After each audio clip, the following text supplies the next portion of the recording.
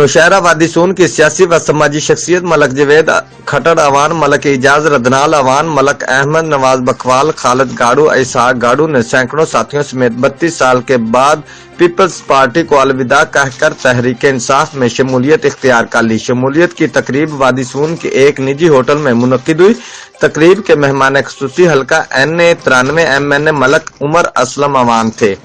MNA Malak Umar Aslam Awan ने मलक जवेद खट्टर अवान समेत तमाम सियासी शख्सियात का तहरीक इंसाफ में शमूलियत इख्तियार करने पर दिली तौर पर खुश आमदीद कहा। तकरीब से खिताब करते हुए MNA मलक उमर असलम अवान ने कहा कि मैं वादी सून की तरक्की के लिए दिन रात मेहनत कर रहा हूँ। तहसील अस्पताल नौशहरा के लिए खुसूसी फंड रिलीज हो चुके हैं। वादी सून के अवाम को बेहतर सहूलियात मिलेंगी। वाई क्रास, बरास्ता, सरहाल, शकरकोट, अंगा रोड पर बहुत जल्द काम शुरू हो जाएगा। मैं अवाम की खिदमत में 24 घंटे हाजिर हूँ।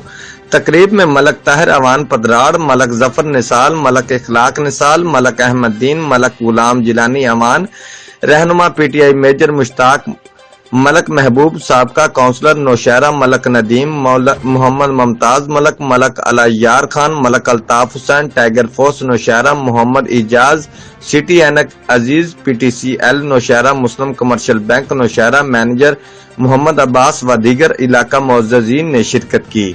Report Malak Ahmed Saeed Awan, bureau chief, Geo express news, Khushab.